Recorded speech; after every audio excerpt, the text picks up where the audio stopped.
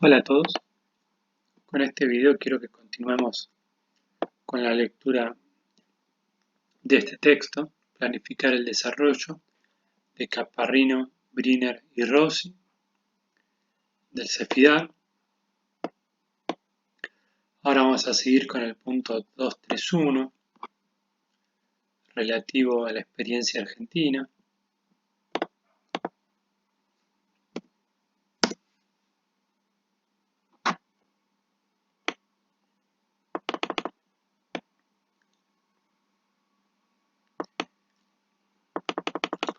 Y tenemos una primera experiencia en 1933, durante la presidencia de Justo. El ministro era Pinedo. Se elaboró lo que se conoció como Plan de Acción Económica, que tuvo la participación de Prebisch y ya se evidencia el rol de la CEPAL en la planificación de nuestro país. Este plan consistió de protección al sector productivo, de la generación de demanda interna a partir de obras públicas, la promoción de la producción, la reducción del desempleo.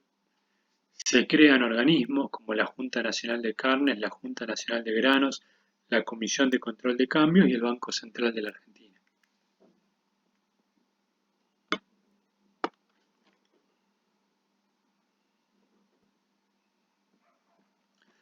A esto le siguió lo que finalmente se conoció como el Plan Pinedo en 1940, donde vuelve a participar Prebisch, que buscaba estimular la demanda interna, la sustitución de importaciones, la diversificación de exportaciones. Y todo esto se hacía en una concepción en la cual el sector secundario, la industria, debía complementar al sector primario, al agro, ya que se consideraba a este el sector dinámico de la economía.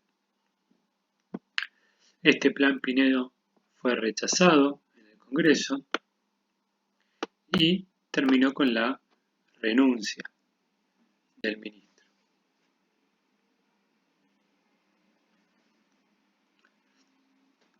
Lo cierto es que esto se llamaba Plan de Acción Económica, y si uno toma la palabra plan, puede asociarla a planificación, pero también podríamos preguntarnos si un plan económico significa planificar la economía, ¿sí? Por lo menos desde el hecho de, como vimos hasta ahora, la planificación de la economía o la planificación del desarrollo supone una concepción favorable a la intervención del Estado en la economía. Entonces, un plan de estabilización o, por ejemplo, el plan de convertibilidad de Cavallo y Menem en los 90, no por tener la palabra plan significa que hayamos estado presentes en una experiencia de planificación. Acá tenemos un plan de acción económica que tiene algunos rasgos industrialistas y tiene algunos rasgos favorables a la intervención del Estado en la economía,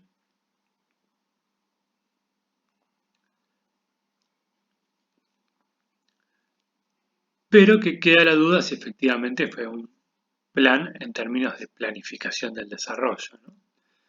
La diferencia semántica es un tanto sutil, pero vale la pena. Lo que sí es cierto es que se crearon instituciones relevantes en la economía.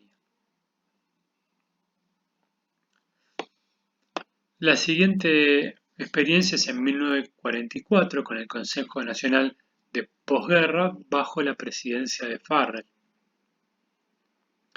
Este Consejo Nacional es considerado el primer organismo de planeación en la Argentina y que dependía de Perón.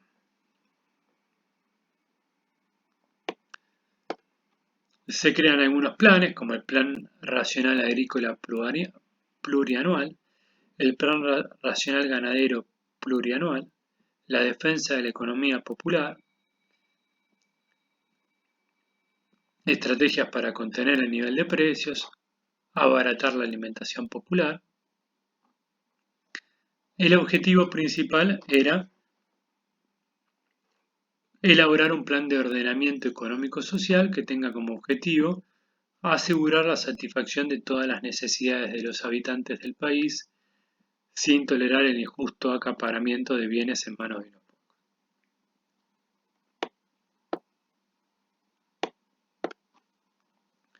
Luego esto derivó en un plan mínimo de acción para el periodo de posguerra, que fue la base para el plan quinquenal.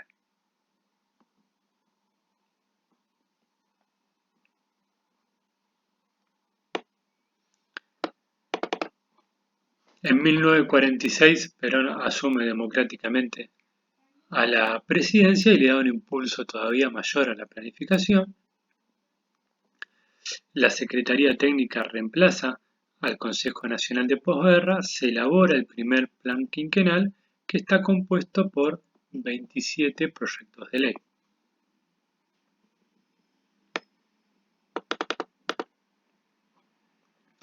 Este plan quinquenal tenía objetivos políticos que eran la independencia económica y política, la grandeza material y moral, el equilibrio nacional, la defensa tradicional. Tenía objetivos sociales como reducir la desocupación, elevar el nivel de vida, aumentar el nivel cultural y mantener la paz social.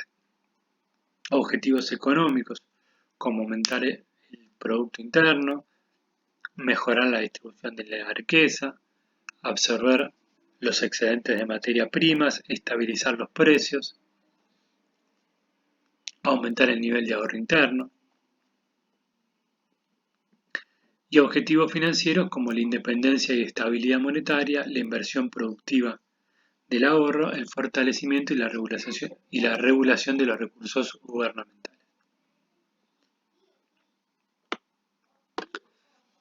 El primer plan quinquenal estaba compuesto por 3 apartados: la gobernación del Estado,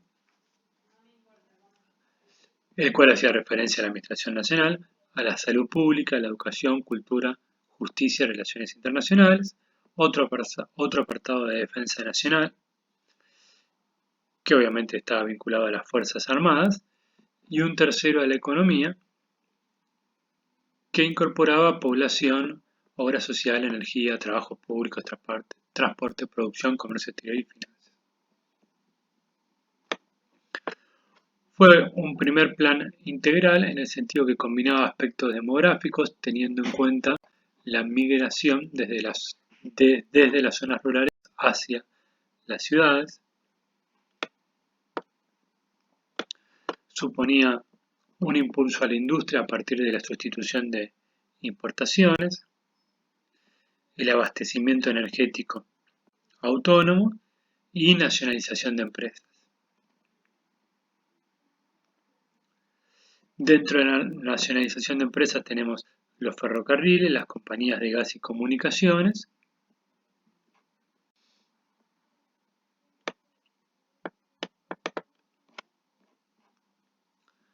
Bueno, tenemos de nuevo, ¿no? Los objetivos eran la sustitución de importaciones, la distribución del ingreso.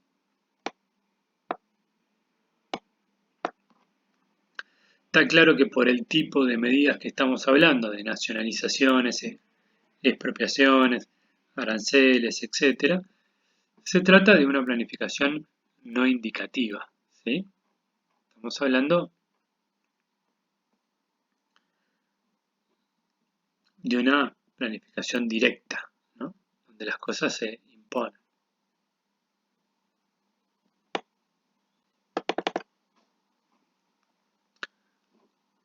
Desde el Banco Central se estableció la nacionalización de los depósitos, el control de la política monetaria y cambiaria, la generación de créditos para la industria con tasas inferiores a la inflación.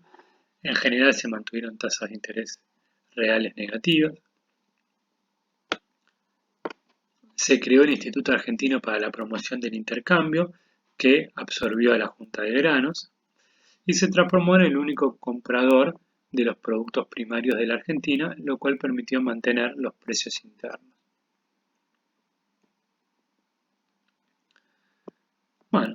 Según Rapaport, los objetivos del plan eran ambiciosos como vagos. Está bien, yo creo que un poco ya lo vimos con los textos introductorios, ¿no? El de Liga, el de Leiva Lavalle, etcétera. Que uno de los problemas que tuvo la planificación es que terminó siendo expresiones de deseos y no una estrategia basada en secuencias de pasos que alcanzara o estuviese motivada por la persecución de objetivos. ¿Sí? Entonces, si el objetivo del plan es asegurar la grandeza moral y espiritual de todos los argentinos, es un objetivo que es un tanto vago, que también es difícil de perseguir y que también es difícil de establecer una secuencia de pasos que te permita alcanzar eso, ¿no?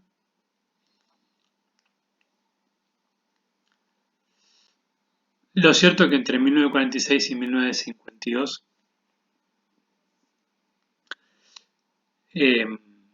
las políticas que se aplicaron permitieron elevar el nivel de vida de la población con aumento de los salarios reales, con reducción de la desocupación, con regulación de los precios de la canasta familiar, construcción de viviendas populares.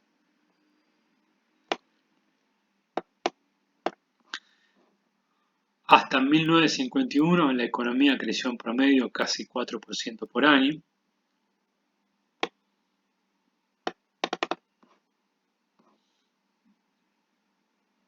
Y al momento de encarar el segundo plan quinquenal, la economía argentina ya mostraba elevados niveles de inflación y era necesario un plan de estabilización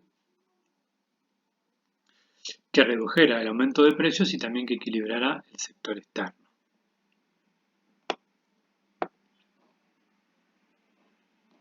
Con lo cual se raciona el consumo de productos importados, se moderan los incrementos salariales, se da impulso al sector agroexportador.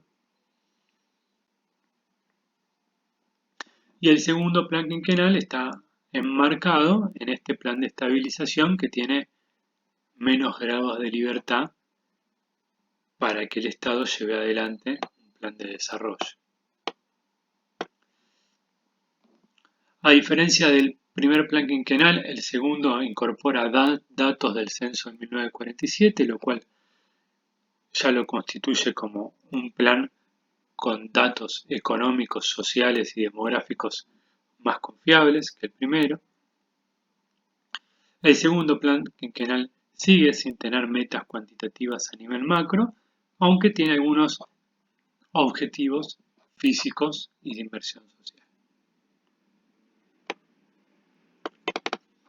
El segundo plan quinquenal estaba separado en acción social, acción económica, comercio y finanzas, servicios y trabajos públicos y otros planes complementarios.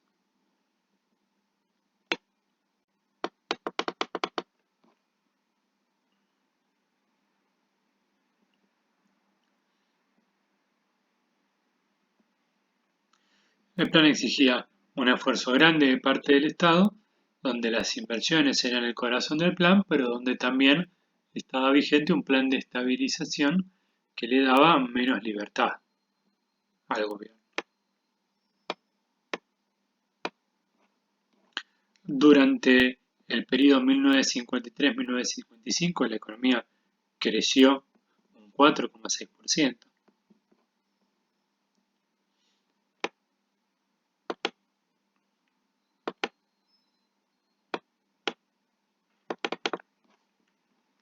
Y esto tiene su fin en el golpe de Estado de 1955, que se conoció como la Revolución Libertadora.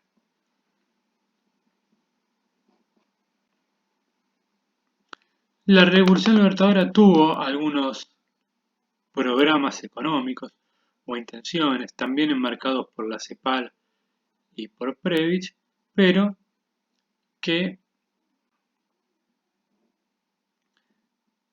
estaban más asignados por la estabilización económica que por el desarrollo, ¿sí? Se cuestionó la nacionalización de ferrocarriles, la política de nacionalización de empresas en general, etc. Y no se llegó a elaborar un plan, ¿sí?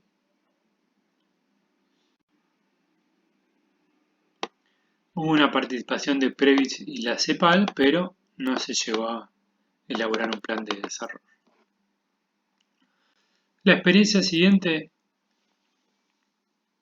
es en la presidencia de Frondizi, que va del 58 al 62, nuevamente con la participación de la CEPAL y de Previs. Estos planes tenían un enfoque en el cual los países latinoamericanos solo debían ocuparse de generar buenas condiciones para atraer al capital extranjero. Y fíjese que la presidencia de Frondizi va del 58 al 62, debería haber llegado al 64 porque en aquel entonces los mandatos eran de 6 años, fue interrumpida por un golpe del que ahora vamos a hablar, pero que, como vimos en la parte de la historia de la planificación en Latinoamérica, el punto de inicio es la Carta de Punta del Este en 1961 en el marco de la Alianza para el Progreso, pero lo cierto es que para aquel entonces la Argentina ya había tenido varias experiencias de planificación. Podríamos considerar el plan económico de Pinedo, aunque es un poco vidrioso, pero está cierto que el primer plan quinquenal y el segundo plan quinquenal entran dentro de experiencias de planificación y son bastante previos a la Carta de Punta del Este. Y le tenemos que sumar la experiencia de Frondizi, que para el momento que se firma la Carta de Punta del Este, él ya estaba prácticamente dejando el gobierno.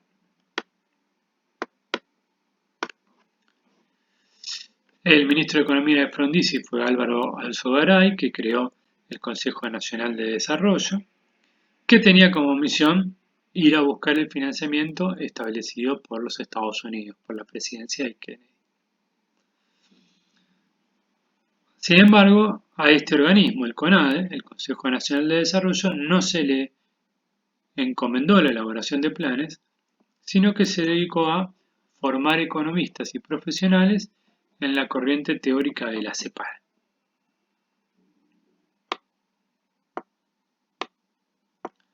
Se sancionó la Ley de Inversiones Extranjeras y la Ley de Garantía de los Inversores Extranjeros, siempre siguiendo este postulado que mencionábamos más arriba, de que la estrategia debía ser garantizar condiciones óptimas para la llegada del capital extranjero.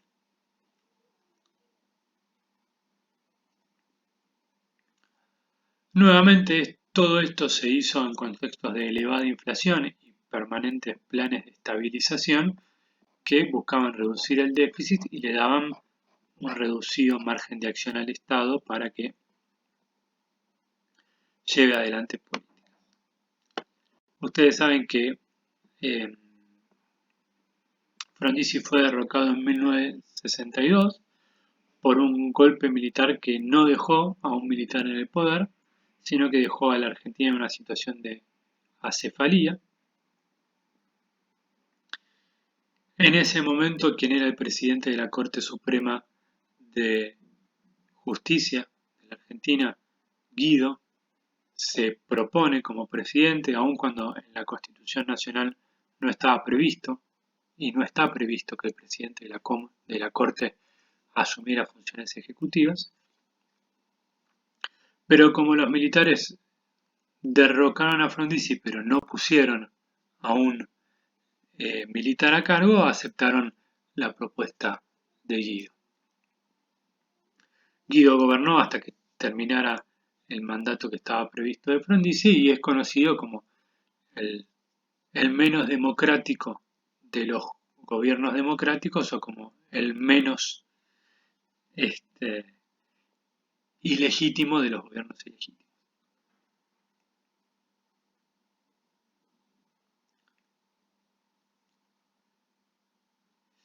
Bueno, seguido a Guido viene Ilia. Con Ilia hay nuevos intentos por retomar la planificación, esta vez llevados adelante por Roque Carranza, ¿sí? Ustedes saben que la estación de subte de la línea D, Ministro Carranza y otros lugares que llevan ese nombre hacen referencia a este ingeniero Roque Carranza, que fue ministro de Ilia y que desde la CONADE y con la participación de la CEPAL impulsaron nuevamente planes nacionales que apuntaban a la distribución del ingreso y a generar información relativa a las cuentas nacionales. Ilia tuvo un paso fugaz por la presidencia argentina y en 1966 fue derrocado por lo que se conoció como la Revolución Argentina, que llevó a Carlos Onganía a la presidencia. Onganía, a diferencia de la Revolución Libertadora, tuvo intentos por llevar adelante la planificación económica y poder obtener partes del financiamiento que ofrecían los Estados Unidos. Aparecen nuevas instituciones como la SECONADE, que es el sistema de planeamiento.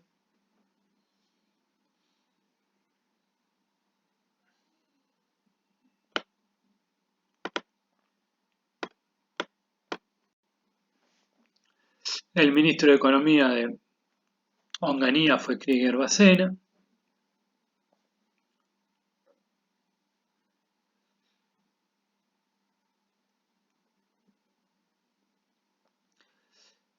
Esta experiencia de planificación tiene una inclinación a favor del capital extranjero, pero ya no para la creación de nuevas industrias, sino para la adquisición de empresas que ya estaban de origen local, que ya estaban funcionando.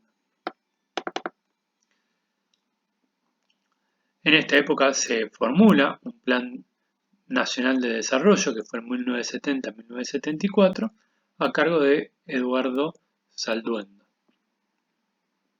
Los objetivos eran crecimiento rápido y sostenido, distribución del ingreso y la defensa y la extensión de la soberanía. En lo económico buscaban superar problemas como la reconversión industrial, o mejor dicho, buscaban impulsar la reconversión industrial, un plan de inversión pública que le daba prioridad al acero, la energía, el transporte y las comunicaciones, desarrollar programas de capacitación, educación, salud y vivienda, evitar el endeudamiento externo y fomentar el progreso científico-tecnológico.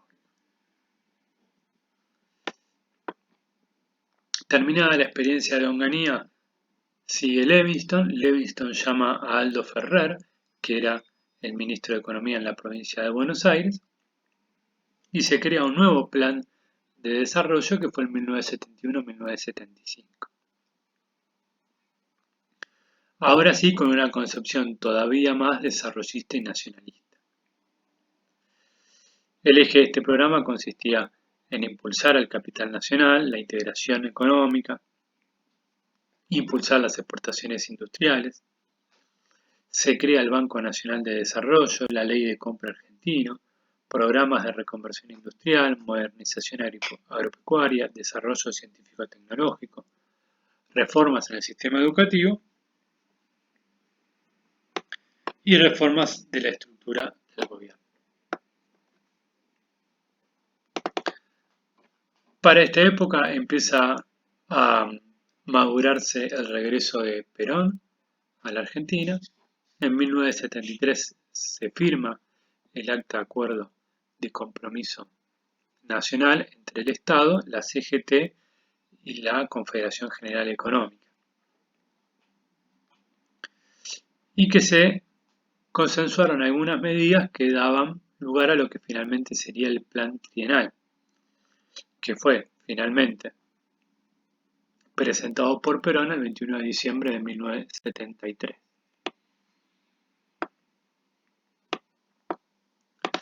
El Plan Trienal estuvo a cargo de Benjamin Oppenheim y tenía una serie de pasos.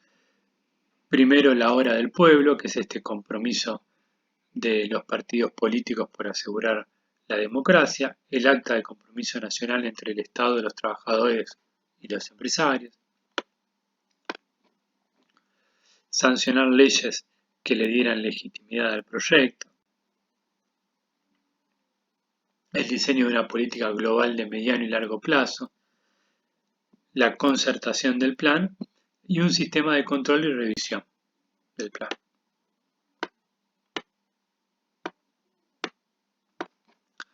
Bueno, fallecido Perón y saliendo Gelbrand del Ministerio de Economía, se puso fin al plan trienal y podemos decir que esto fue el final de la planificación económica en la Argentina. ¿Sí? La muerte de Perón. A partir de ahí no hay más experiencias, obviamente en la dictadura, en la última dictadura militar, el proceso de reorganización nacional fue una dictadura de corte bien neoliberal, con lo cual no hay lugar a la planificación económica, y aparecen de forma aislada ya durante la presidencia de Raúl Alfonsín en la década del 80,